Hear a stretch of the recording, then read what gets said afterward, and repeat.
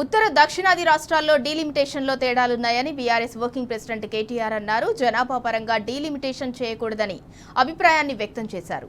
12 ఏళ్లుగా డీలిమిటేషన్పై కేంద్రం సాగతీస్తూనే ఉందని గుర్తు చేశారు. కేంద్రం పెద్దన్నలా వ్యవహరించి సమస్యను పరిష్కరించాలని కేటీఆర్ సూచించారు. జైపూర్లో జరిగిన టాక్ జర్నలిజం 2025 9వ ఎడిషన్లో కేటీఆర్ ముఖ్య వక్తగా పాల్గొన్నారు. साउथ इंडियन हूँ, तेलुगु हूँ, मैं फलाना जात का हूँ, वो बाद में आता है. Because each and every individual has multiple identities and sub identities. But when I come back to India, when I am back home in Hyderabad, the fact is, why are we debating this south and north? I would say possibly because the whole delimitation issue is hanging around. The delimitation issue is looming large. One of the most important things for us to understand, Maria ji, and for all of us to also probably understand the perspective of a South Indian, so to speak. What is happening in India right now? See, why are we talking about delimitation? Delimitation इसलिए किया जाता है as per constitution ताकि representation बढ़े, ताकि जनता की जितने भी मसाइल है, जितने भी समस्याएं हैं, उनका कोई हल निकाला जाए, उनका कोई परिष्कार निकाला जाए, ताकि अल्टीमेटली डेमोक्रेसी ढंग से फंक्शन करे. पर हो क्या रहा है? 1971 तक हर 10 साल में सेंसस होता था, 10 साल के बाद डिलिमिटेशन होता था. जब इंडिया को आज़ादी मिली, हिंदुस्तान को आज़ादी मिली, I think initially we started with about 430 odd parliament seats. बाद में वो संख्या बढ़ी, 470 प्लस हुआ 61 में. अल्टीमेटली 71 में 543 नंबर पे हम लोग आ पहुंचे. तो 543 को फ्रीज किया गया 71 में. 543 लोकसभा सीट जो है उसको फ्रीज किया गया और गवर्नमेंट ऑफ इंडिया ने ये माना कि पॉपुलेशन ग्रोथ अगर एक्सप्लोसिव ऐसे ही आगे निकला तो इसको लेके बहुत समस्या हो सकती है. तो 71 में कॉन्स्टिट्यूशन को अमेंड किया, कहा कि 543 फ्रीज किया गया नंबर. 30 साल के बाद इसको हम फिर रिवाइज करेंगे. सेंसस तो चलेगा, संख्या नहीं बढ़ेगी. और फैमिली प्लानिंग को लागू करना शुरू किया. फैमिली प्लानिंग जब लागू किया भारत सरकार ने, family planning association of India बनाया. हुआ ये कि साउथ इंडिया में फैमिली प्लानिंग को ढंग से अमल किया गया. इस वजह से 1948 में जब सदर्न पॉपुलेशन थी 26%, आज वो घट के 19% पे आ गया. पर नॉर्थ इंडिया में कई ज्यादा राज्यों में फैमिली प्लानिंग ढंग से नहीं हुआ. जैसे Uttar Pradesh as an example. Uttar Pradesh में 1950 से लेके आज तक 239% बढ़त हुई है पॉपुलेशन में. बट केरला में पॉपुलेशन इंक्रीज हुई है 69%.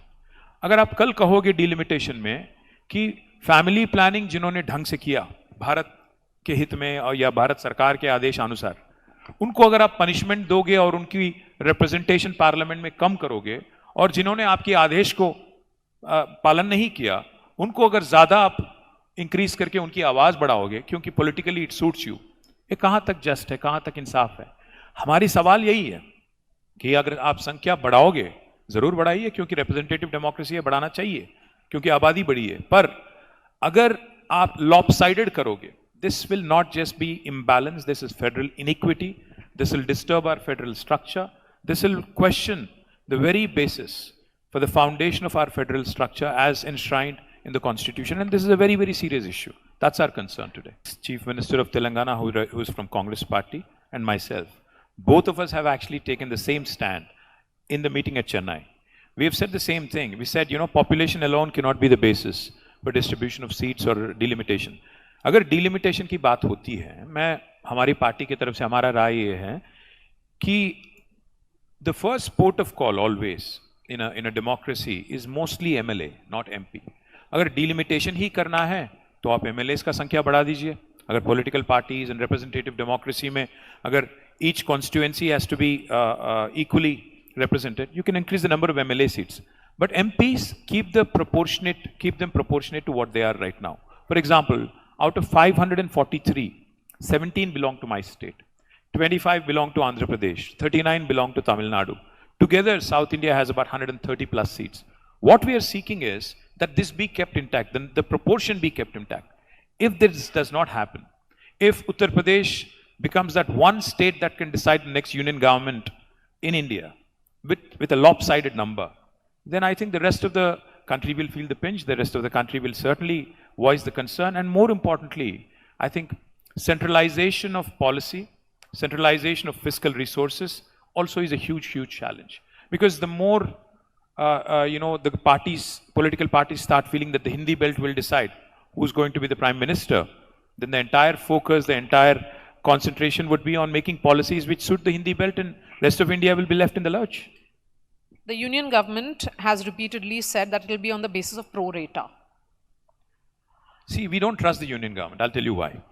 11 साल पहले तेलंगाना को जब एक अलग राज्य बनाना था, भारत सरकार ने एक कानून लाके, आंध्र प्रदेश रीऑर्गेनाइजेशन एक्ट लाके भारत सरकार ने नया राज्य बनाया और आंध्र प्रदेश रीऑर्गेनाइजेशन एक्ट को पास किया पार्लियामेंट ने। पार्लियामेंट में यह वादा किया गया था एक्ट के तहत कि डिलिमिटेशन किया जाएगा आंध्रा और तेलंगाना में और संख्या बढ़ाई जाएगी एमएलएस। 11 साल हो गया, आज तक एक चीज भी उन्होंने नहीं किया। पर जब उनको सूट करता है, उनको जहां पॉलिटिकल फायदा पहुंचता है वहां जरूर करते हैं। जम्मू एंड कश्मीर में कर दिया डिलिमिटेशन, मांगा किसी ने, पूछा किसी ने नहीं।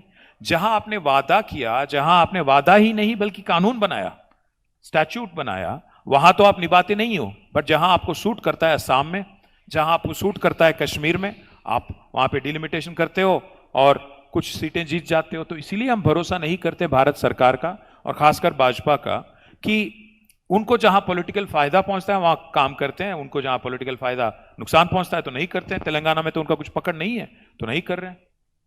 Then delimitation should be put on hold like it was in 2003? I would say one thing, Maria. See, अगर आपको डिलिमिटेशन करना ही करना है, पहले आप बता दें सबको बिठा के, या तो पार्लियामेंट में या बाहर, हर पार्टी को बुला के आप बता दें कि क्या कर रहे हो और क्यों कर रहे हो। आप डेमोक्रेसी है, मोबोक्रेसी नहीं है ना। आप क्योंकि आपका संख्या है पार्लियामेंट में, लोकसभा में, राज्यसभा में, आप मनमानी अगर आप करोगे तो जरूर उसका एक नतीजा भी होगा, उसका कोई रिएक्शन भी होगा, आपको भुगतना पड़ेगा। तो मैं बस इतना ही कह रहा हूं, आज तक भारत सरकार ने कोई एक बैठक तक नहीं बुलाई कि डिलिमिटेशन अगर करना है तो क्यों कर रहे हैं। सेंसस कर रहे हैं अभी, सेंसस के बाद क्या करेंगे? कास्ट सेंसस की बात होती है, सेंसस के बाद डिलिमिटेशन की बात होती है, आरक्षण की बात होती है, विमेन रिजर्वेशन की बात होती है। अब किस बेसिस पे करोगे, कैसे करोगे और कैसे सबको? बार बार मोदी जी कहते हैं कोऑपरेटिव फेडरलिज्म, बट ये तो कोअर्सिव फेडरलिज्म हो गया। आप कोर्स करोगे क्या? हमें जबरदस्ती करोगे कि हम जो कहेंगे बस आपको मानना पड़ेगा? आप अगर कोऑपरेटिव फेडरलिज्म में विश्वास रखते हो, मैं मोदी जी से रिक्वेस्ट करूंगा, आप बिग ब्रदर बनो, बिग बॉस ना बनो। आप बिग ब्रदर बनोगे तो सबको बुलाओ, छोटों को, हमको सबको बुलाओ, बिठाओ, समझो, सुनो और फिर बाद में बोलो कि सबका साथ सबका विश्वास। वरना आपकी जो डायलॉग बाजी है वो तो डायलॉग ही रहेगा और अल्टीमेटली उसका तो कुछ नतीजा नहीं निकलेगा।